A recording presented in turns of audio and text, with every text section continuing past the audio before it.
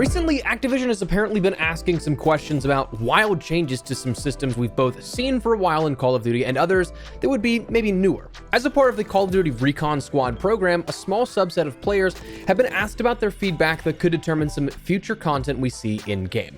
So, I guess the first question is, what is Call of Duty Recon Squad? Well, announced with Season 2 Reloaded 3 months ago, it was announced as a commitment to community feedback remaining unwavering and ongoing to strive for our continuing mission, making games social and fun. And following up by saying the Fuel Cycle community will research topics centered on recently released Black Ops 6 and Call of Duty Warzone content and many other topics relating to Call of Duty. We're interested in hearing about what you have to say about maps, modes, and seasonal content from our games. The community is invite only, so you won't be able to forward this to any of your friends or family to have them sign up, so any invite you may receive is just for you.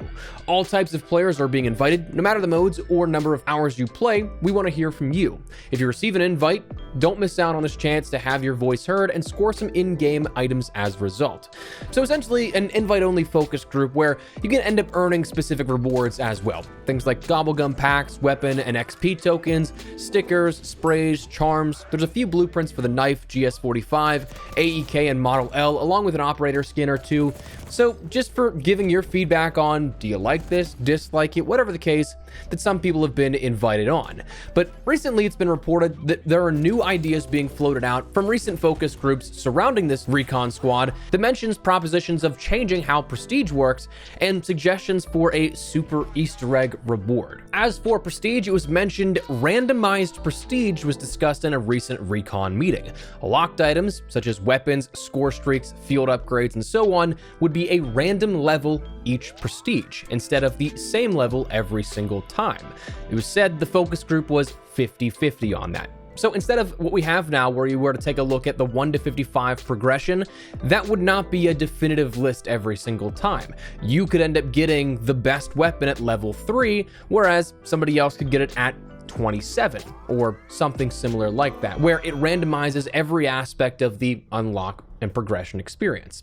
On one hand, yes, this would be saving you some of the monotony of doing it over and over again, but I also think that this would then directly lead to a lot of different scenarios where players would be put at an unfair advantage. So this one of the two that we'll talk about here, I don't really like the sound of this. Fundamentally, I feel like this doesn't really address the modern day issues with Prestige that we see.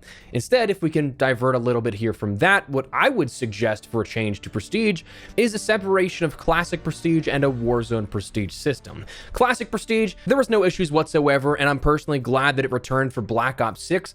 I like that system in place, but foundationally, Prestige does not work well with Warzone, and as much as you or I may be burnt out on Warzone, we don't quite care.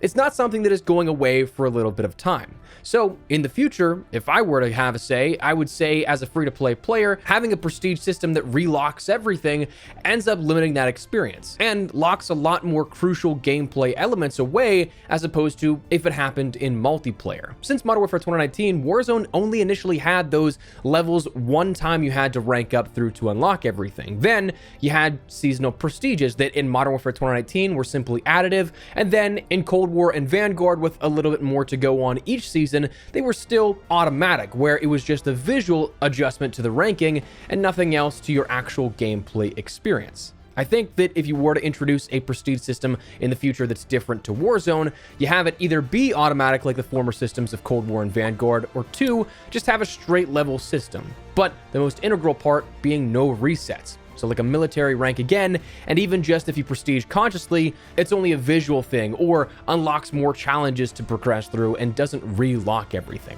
Multiplayer and zombies, the premium game, keep it as is. You don't have nearly as much attached to the gameplay loop that puts you at a disadvantage in my opinion, but Warzone does. I think if anything, randomizing this just makes it more convoluted and frankly, pretty stupid in my opinion, and while it's an attempt to perhaps break up the monotony, I think it's more detrimental to the gameplay experience overall.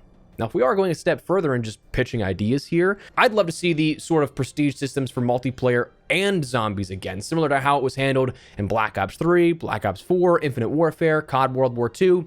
10 prestiges or so for multiplayer, 10 prestiges or so for zombies, but different. I quite like that split, truthfully, letting players right up front know which grind you are really about, or if you really wanted to get really into it, you had 2 level 1000 grinds as opposed to just 1. But anyways, the other discussed topic was that of a super Easter egg reward. It was said super Easter egg rewards were discussed during the recent Call of Duty Recon meeting. The focus group agreed that unlocking universal Pack-a-Punch camos for completing all main quests would be a reward many would want to see. It was noted by the host. Now, of course, that doesn't mean the only things that they'd want to see here as a super Easter egg reward, but I do think that is definitely an interesting topic and a nice starting point, I think, for something in terms of a larger reward like that. My big thing every single year is, how don't we have Pack-a-Punch camos granted organically as is?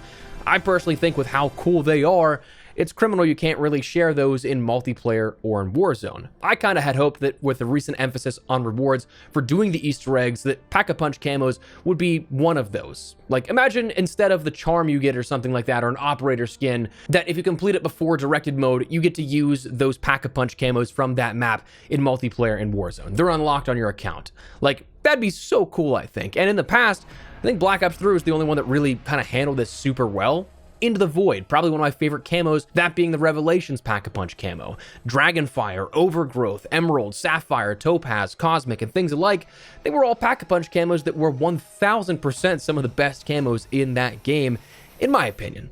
But with a super Easter egg reward, there's still something that I think would be worthwhile. My only skepticism for this, if it went forward, was you'd have 1, maybe 2 seasons to show them off before things reset, and you focused on the next camo grind or something with the next game, being that it's an annual release. So of course, personally speaking, I'd like to see them map by map, that if you did it before directed mode is released, then you get those camos, but I mean, hey, I'll take camos over not, so if it's a super Easter egg reward, I'm cool with that as well. Now, will either of these things happen? That's honestly entirely unknown. The purpose of these events is to gain feedback on specific things, and if it's well received, they go forward with it. We don't know much insight on what happened in these meetings beyond the pitch of these ideas and the general sentiment itself, but how many people were included in this, what other suggestions were thrown out, we don't know. Sometimes focus groups will throw things in just as decoys, especially when talking about things with future changes to weed out those that may be leaking information. But also, it's truly just because a lot of these focus groups in dev, they throw around so many different ideas just to gauge a creative decision and an avenue they could go that may be off the beaten path. Most recent examples I can think of, I was asked to play Verdansk back in January and even earlier in December, but couldn't make that one, and give feedback on a number of different builds. Some of those builds I played included no loadout drops. Some included contested loadout drops only, like those ones that anybody could take from, but you didn't have your specific team one. Some included changes to when those dropped. Some included changes to the circle pacing and things like that. Some were subtle differences to movement, nothing crazy. And some included almost no cash out of supply boxes and so on. So there are likely a ton of different ideas that are bounced around that may not amount to anything. So when we take a look at these larger changes, like something that I think that we could probably all universally agree, a randomized prestige would not be good for the flow of the game, that's probably not going to happen. But it was one of those things that was thought of in development that they wanted to get feedback on because, again, it's not something that's really ever been proposed in Call of Duty. So how would you know if people would like it, or if they don't, if you don't ask the question?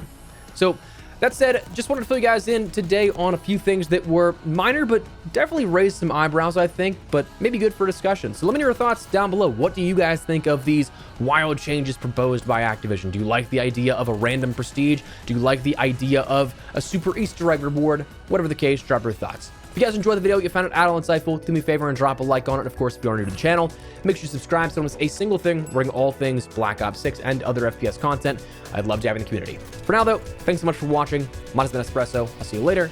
Take care, and peace.